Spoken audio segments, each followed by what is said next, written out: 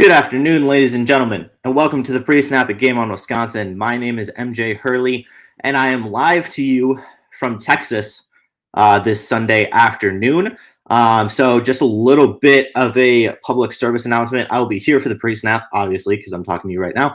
But then afterwards, I will not be here for the post-route because I will be on my plane on my way from Texas back home to Peoria in good old central Illinois. So I will not have post-game coverage for you, unfortunately. However, you will see me now. You will see me tweeting during the game, having plenty of fun with all of you through this NFC Divisional Round matchup. So don't worry, I will still be here for you as much as possible. But unfortunately, I will not be there for the post-route because that would make it a little bit too tight with my flight back, and I don't want to risk that. So that's what we've got going on today. I am here for the pre-snap. Thank you, everybody, for watching and tuning in. As always, if you're watching on Twitter or Facebook, make sure to come over to YouTube.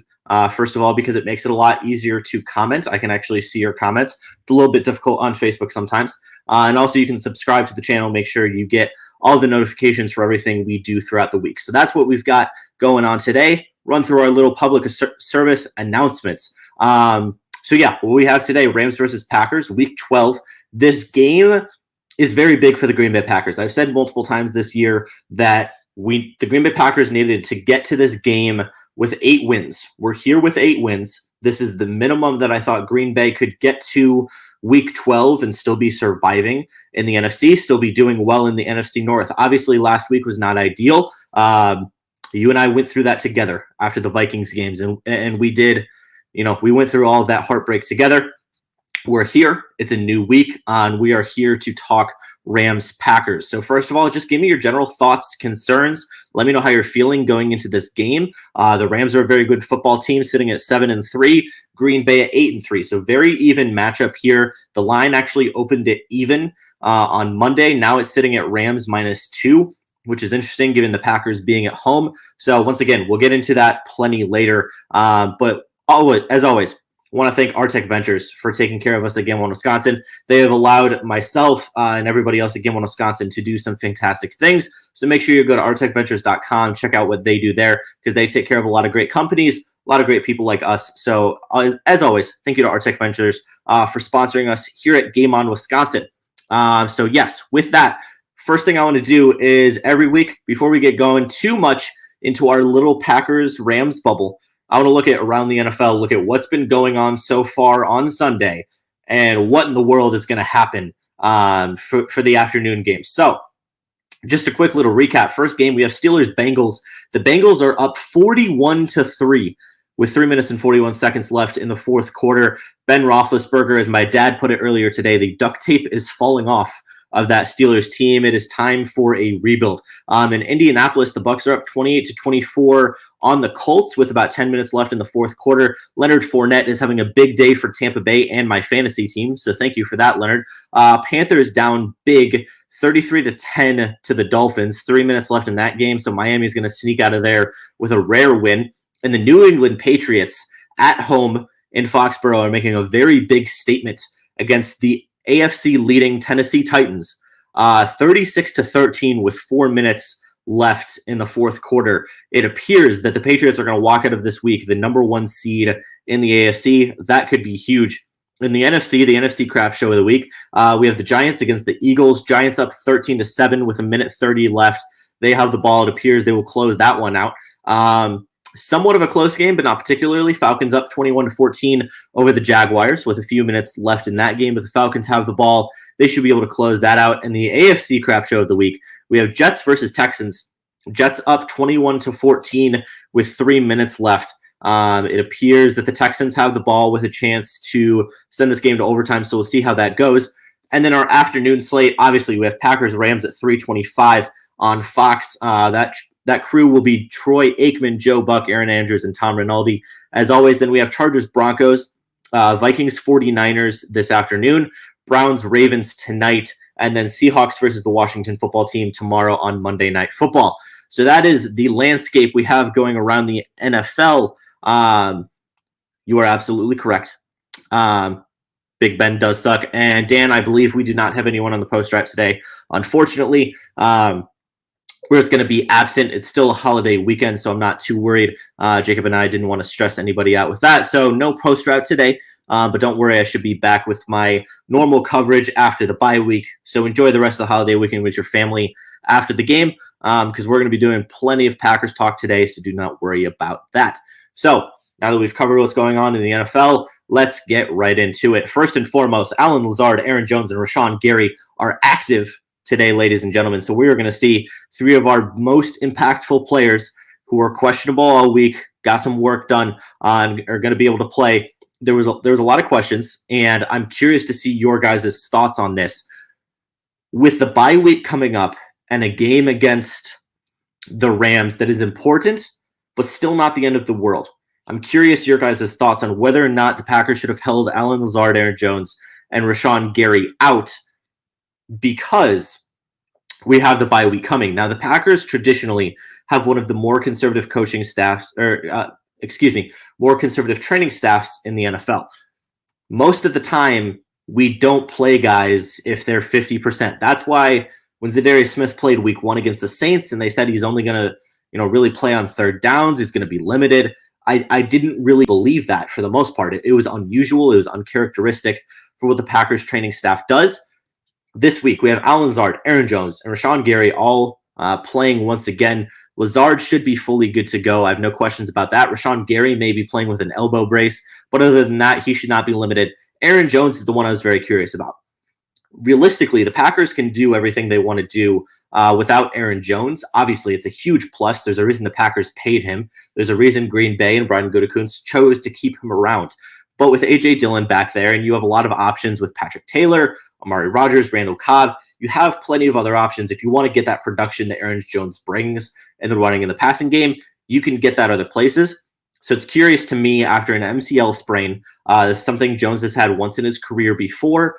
Going into the bye week, I fully expected them not to play Aaron Jones. Started to hear rumblings yesterday that he might play, and today he's listed as active. My expectation from what I've heard of it is that Aaron Jones will be on a pitch count. I do not believe he will be playing 100%. I'm not sure who the starting running back today will be. My guess is it will be Aaron Jones, but I would also believe from everything I've heard and the assumptions I can make that A.J. Dillon will carry the majority of the running load today with all of our receivers healthy, pretty much the best health we can get in our skill position group. I would believe that Matt LaFleur will do his best to make sure Aaron Jones isn't too stressed out today. But again, this is a game the Green Bay Packers really need to win. So all hands on deck, even if Rashawn Gary and Aaron Jones are not 100%, they're going to be out there playing today, doing their best to contribute to a very important game. So this from Dakota is exactly what I was thinking. I'd give Jones the bye to get healthy. But, they chose to send Jones out there. And I know, again, with a conservative Packers training staff, they would not send him out there if he was not ready to go. So we'll see how that looks. Dan says, Lazard, I'm okay with him playing. Aaron Jones was a huge hole last week that Green Bay couldn't fill. Surprised they're letting him play. Same with Rashawn Gary. I'm less surprised with Gary because I really think as long as that elbow is braced up, I think he'll be okay. It was kind of a freak injury to begin with. It's not necessarily a structural or a muscle thing that he could hurt just by playing. As long as something freakish doesn't happen to that elbow again, he stays in the brace, he should be good to go. So I'm not super worried about that one. So that's kind of the injury report we have today. Nothing crazy on the Los Angeles side as far as I'm concerned for injuries. Matthew Stafford, it was reported today that Matthew Stafford is hurting a little bit. But anybody who knows Matthew Stafford, the man's always banged up. He's always got some injuries. So just for those of you who want to know the LA injury report, AJ Jackson, Juju Hughes, Bryce Perkins, Ben Skowronek, and Dante Dayon are all out for LA today. But again, no big names are going to be out for Los Angeles today. So we've got a pretty much healthy Los Angeles team coming off of their bye week. So they've had a long time to rest, a long time to prepare for this game. So there's going to be a battle for what could possibly end up being the number one seed in the NFC today. If Green Bay does win this game, for those of you wondering why, in my opinion, this is such a big game, with Tampa Bay struggling, the two other top teams in the NFC that I see in my mind are the Rams and the Cardinals. If the Packers win today, Green Bay holds the tiebreaker over the other two top teams in the NFC. Now, obviously, Dallas or Tampa Bay could make a run, give Green Bay, Arizona, LA a run for their money. However, just looking at the standings right now, the clear top three teams in the NFC, Green Bay, if they win today, holds a tiebreaker over those other two teams, which could be very, very big. Last couple comments on the injury front. Dakota's ready for Jones to be back if he played last week. Outcome would have been very different. I absolutely agree. And getting into our offensive keys to the game, Dakota gives us a perfect transition, saying he hopes the offensive line can hold up. So with that, we're enough injury talk. Let's get into the offensive keys to the game for the Green Bay Packers. Now, you guys have been sitting here for 12 weeks now listening to me talk about Matt LaFleur's offense that is based off of what are the things, guys, that Matt LaFleur's offense is based off of? You know, I've been saying it for 12 weeks. It's based off of the running game, it's based off of motion, and it's based off of play action. If you can do those three things, Matt LaFleur's offense is so much better than it is if you fall into some of the things Mike McCarthy was doing in the last few years. So, with the Green Bay Packers going into a game against the Los Angeles Rams, these are two of the greatest football minds, offensively specifically, that we have right now. You have Matt LaFleur against Sean McVay. Matt LaFleur is a tutelage. He comes from the Sean McVay coaching tree, as does Joe Barry, the Packers defensive coordinator. So you've got the top two minds of the Green Bay Packers who really learned and were, mentored by Sean McVay and really came out of LA. So that's what you have on the Green Bay Packers side today, is you have two guys who, if anybody is going to dismantle the Los Angeles Rams from the inside out, it's going to be Matt LaFleur and it's going to be Joe Barry. Joe Barry was the assistant head coach to Sean McVay last year. He came over to Green Bay to be the defensive coordinator for Matt LaFleur, somebody he was also friends with. But realistically, if you look at this, if anybody's going to know Joe Barry, what the Rams are going to throw at Matt LaFleur on defense, it's going to be Joe Barry. So just from a coaching perspective, before we get into some specifics on the offensive side, we really know that this is going to be a game of intelligence, a game of coaching back and forth. There's going to be a lot of fun things to watch from the schematic point of this game. So a lot of exciting things, a lot of exciting coaching, player, and all of those kind of matchups today. So that's what we're looking at. Just in terms of coaching, a little bit of storylines and all of that. So offensively, what are my keys to the game? Again, putting forth what I think Matt LaFleur's offense thrives under. I really, honestly, something I'm going to say, and I know Mike Kawano would agree with me on this, I'm not too worried about Yosh at left tackle. They're obviously, if you compare Yosh to Elton Jenkins or David Bakhtiari, who were all pro level players last year, and have been all pro level players the majority of the time they've played in the NFL, well, of course, Yosh isn't going to look too hot compared to those two guys. But if you compare Yosh to most starting tackles in the NFL, Yosh is an average. He's a replacement level tackle. So when you're looking for somebody to step in there and protect, Yosh has been able to protect against San Francisco. He was able to protect against Cincinnati. And I believe there was another game off the top of my head. I can't remember the third game that Yosh played in. But he's been able to produce. He's been able to perform so far this year. And Green Bay has not suffered on the offensive line because of that. Now, the places I am worried are more on the interior. That's what I'm worried about. What I'm really worried about in this game is we have Lucas Patrick and Royce Newman, who are going to get absolutely targeted by Sean McVay and Raheem Morris and that Los Angeles defense. You've got Aaron Donald inside, who's one of the most impactful players on the defensive end that we have seen in the last 10, 15 years. And he is going to be lined up directly against the two players who are the worst on the Green Bay Packers offensive line at protecting the quarterback and specifically in run stopping. So when I'm looking at that, that is my area of concern. I'm not worried about Yosh because that's somewhere where we can help with Mercedes Lewis. We can help shipping with A.J. Dillon if somebody comes on the blind side. I'm not worried about Yosh. I'm not worried about Billy Turner. I'm worried about the interior. John Runyon should be okay. But you look at Lucas Patrick, you look at Royce Newman, those are my biggest areas of concern. So if I want to throw out an offensive key to the game, really, it's stop Aaron Donald. I'm not too worried about Von Miller. I'm not too worried about Leonard Floyd. I'm worried about Aaron Donald. If he wrecks the Packers offensive line from the inside out, that's something that creates a lot of concern for me because it's going to get the Green Bay Packers off of their offensive game plan. If we can get A.J. Dillon, Aaron Jones to whatever extent he's going today, if we get those two guys going in the running game, if we can attack Aaron Donald, get him out of that game, at least from the start, get the Packers comfortable in their offense, that's something that we can do to actually make sure the game plan works today. But if Green Bay gets thrown off their game plan right away because Aaron Donald is wreaking havoc in the middle of that offensive line, then it's going to create problems for the rest of the game, and that's something I do not want to hear.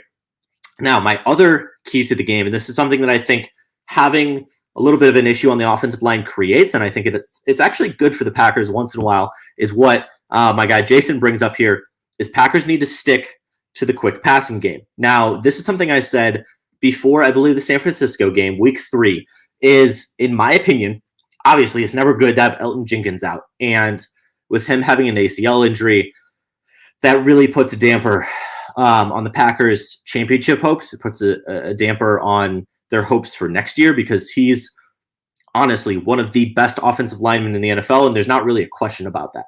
So the only benefit in my mind, what Jason said, was having Yosh at left tackle, really having only one experienced offensive lineman, you could say 2 if you include Lucas Patrick, having Billy Turner as your most experienced offensive lineman.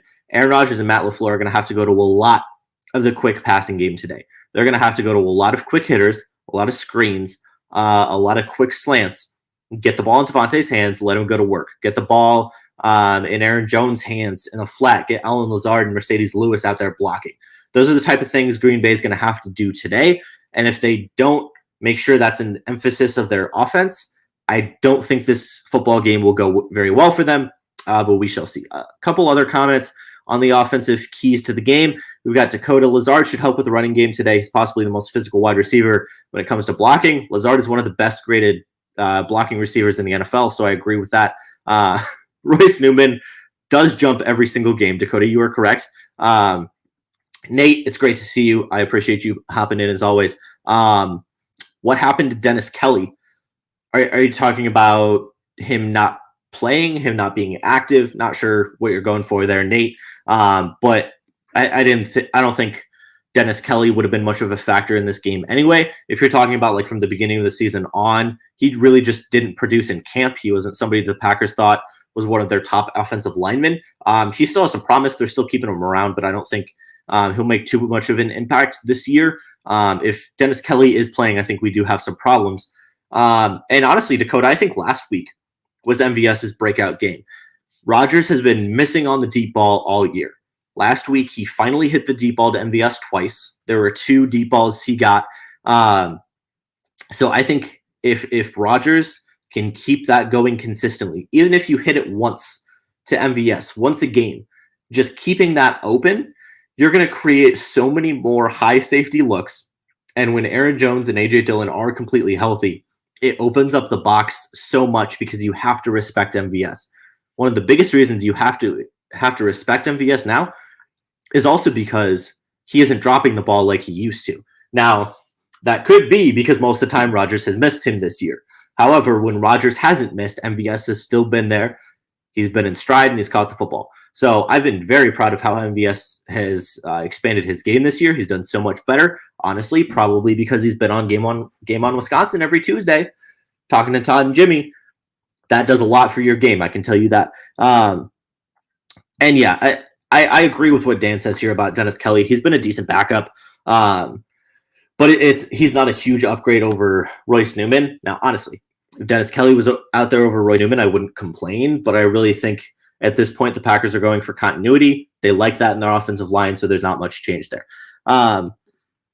Yes, I do agree with what you say here, Dakota. However, I think so I think the biggest thing to watch with Adams is last year Jalen Ramsey did not really shadow him at all.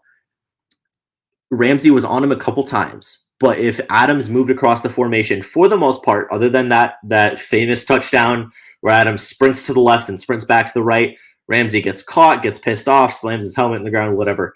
Other than that, Ramsey did not really try to follow Adams. So if you open the game and you see Ramsey shadowing Adams the whole first series, I think that's something to watch for. Otherwise, I think it'll generally just be Adams is going to get doubled a lot.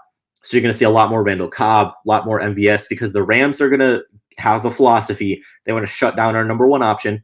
They want to make us run the football against Aaron Donald. That's what the Rams are going to try to do. So I really do think that's why getting some of the quick hitters, get Adams in some trip sets, get him the ball in some screens, let him go to work. And I think that will take away some of the defensive emphasis that the Rams could put on him. But at the end of the day, this is going to be a tough matchup. The Rams, even though they're not ranked as highly as they normally are on the defensive end, they're still a very, very good defense, and they're not just going to crumble. They're still only allowing 22 points per game this season. Green Bay is only allowing 19. So for once, the Packers have a better offense than the LA Rams, which is not normal. But we stole Joe Barry, so that's what you get, LA. And they're only allowing 22 points per game and under 100 yards rushing. So they're doing a very good job on that defensive end. So this is going to be a tough game no matter what, especially on the offensive end. And the one thing I do want to say, not to be underappreciated or under-discussed, is the fact that Aaron Rodgers did not practice once this week because of that broken toe that we are all too familiar with what it looks like now. Thank you, Aaron Rodgers, for that. Aaron Rodgers has not practiced all week. So what you saw in the first half last week may be normal for a little while Rodgers is not practicing, because he's got to get back in the groove with everything, with the entire offense. And that's going to be difficult, even for an MVP, even for a guy who's been playing in Green Bay for the last 16 years. It's hard for him to get in a rhythm when he's not practicing. So that's something else to look for. But real quick, because I'm running out of time here, offensive keys to the game, I'm going to lay them out as this. I want over 125 rushing yards combined from A.J. Dillon and Aaron Jones. If we go over 125, I think Green Bay does well. And then offensively, if Devontae Adams has 100 yards and a touchdown, we win this football game. So if I see 125 rushing yards and then over 100 and a tutty from Devontae Adams, I think Green Bay wins this football game. Before I move on, let me know your guys' offensive keys to the game. A lot of great discussion going on in the comments, so I appreciate Nate, Dan, Dakota, everybody else for hopping in and giving your thoughts as always. But before I go to the defensive keys to the game, I need a quick breather. So we're going to run the MVS show intro. As always, if you didn't know, Marquez Valdez-Scantling, number 83 for the Green Bay Packers, comes on the MVS show every Tuesday at 7 p.m. Central Time at Game On Wisconsin. Make sure you subscribe on YouTube, follow on Facebook, and all of that good stuff to make sure you don't miss that show. MVS talks about his dogs, the last game, the week coming up, all of that good stuff. So make sure you follow, subscribe, like, all of that good stuff so you get notified every Tuesday at 7 p.m. Central. And if you don't know what you're missing, watch this.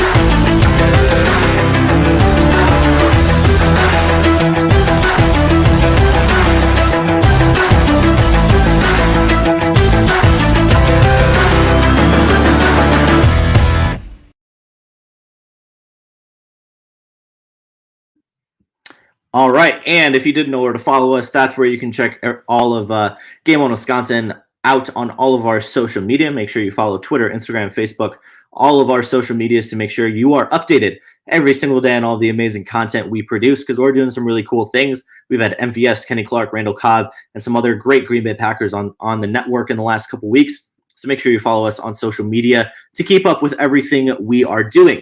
With that, defensive keys to the game for the Green Bay Packers. This is an LA Rams offense that is very different from what it looks like week one.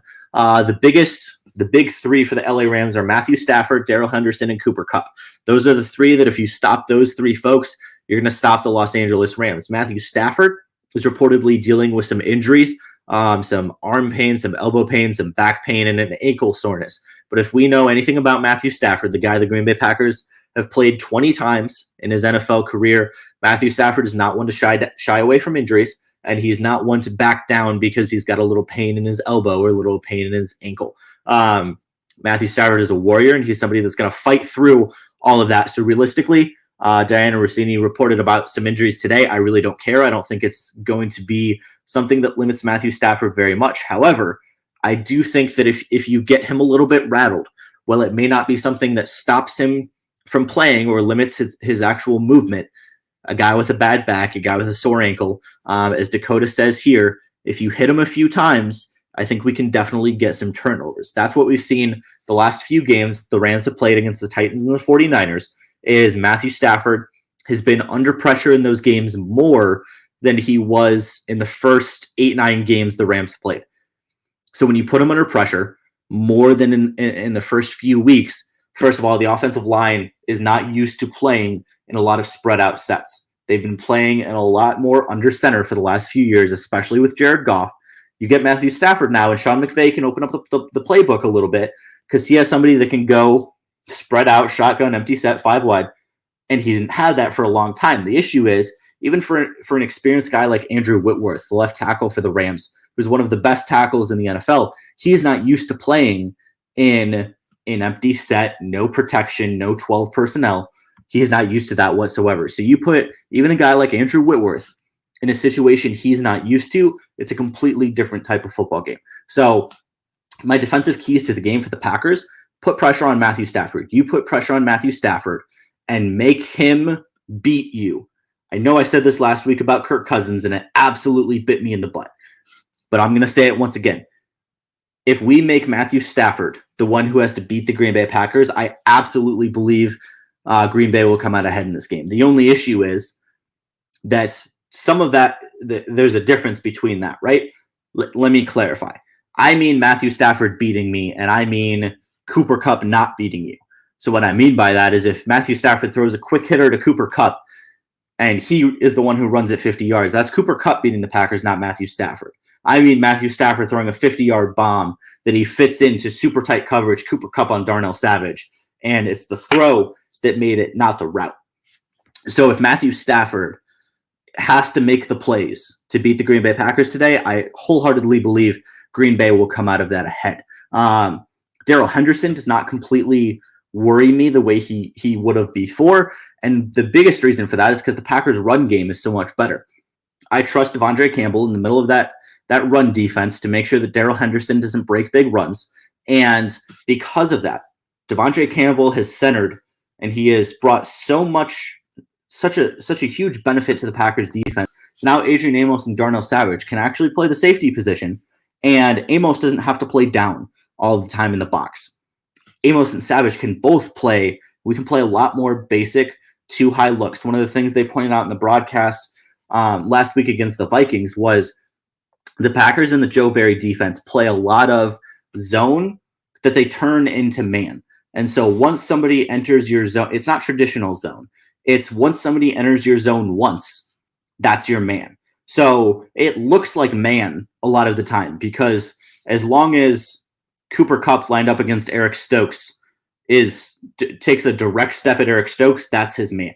But the Packers play a very disguised coverage under Joe Barry, and that allows Devondre Campbell to do a lot more work because most of the time he doesn't have to be in coverage except for on a running back, which he's very good at, and allows Darnell Savage and Adrian Amos to play a lot more actual safety coverage. So my defensive keys to the game, what are they? Get me 10 pressures on Matthew Stafford today. I know some of you may not love PFF. I know Dan does, but I know some of you may not love PFF, but get me 10 pressures on Matthew Stafford. He's thrown a pick 6 in each of the last 2 football games against the 49ers and the Titans. I wholeheartedly believe if we get 10 pressures on Matthew Stafford, I believe that will turn into at least 1 turnover. So I need the Packers to create at least 1 or 2 turnovers on the defensive end of the football, and I think that will be enough for Green Bay to win this football game. Realistically, I don't particularly care what Cooper Kupp does. He's going to get his. He's going to score some points probably. He's going to get plenty of yards.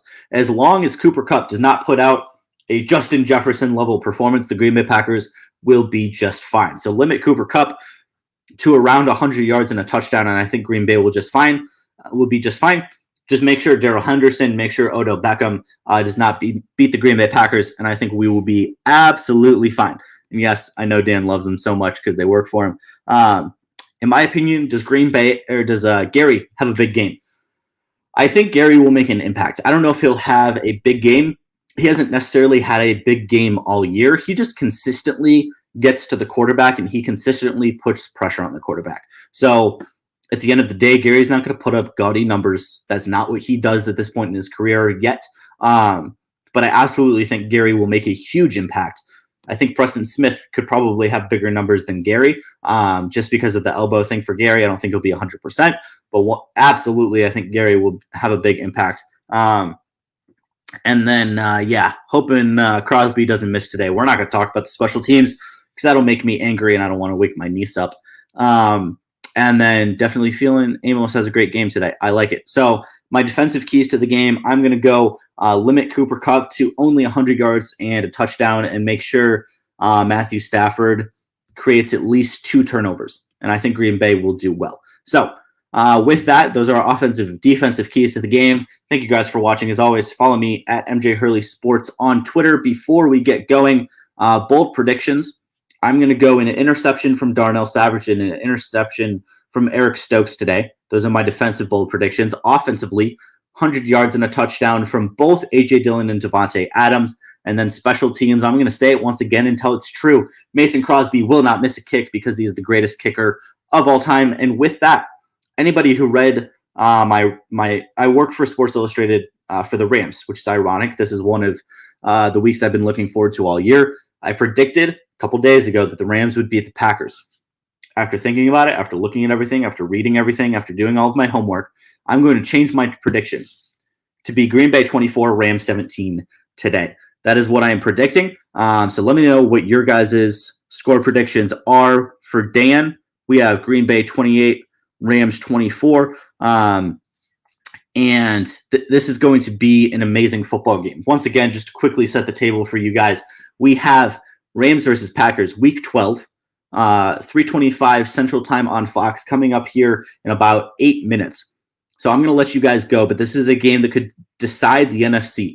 Green Bay needs to make sure they're playing at home come January. Sean McVay and the Rams know that, are going to do everything within their power to make sure that the Green Bay Packers do not have home field advantage. Dakota also sees the Packers win. A lot of confidence here at the Game on Wisconsin Network and in our chat. So as always, I appreciate you guys watching. Make sure to follow me on Twitter at MJ Hurley Sports. Once again, I will not be here for the post route, unfortunately, because I will be on a flight back to Peoria from Dallas. But I appreciate you guys watching, following, subscribing, all of that good stuff. I hope you guys have had a wonderful Thanksgiving. Always make sure to tell your family you love them. Go crack open a cold beer. Go enjoy the Packers game. And I'll see you on the Twitterverse. So adios. Thank you for watching. I'll see you later.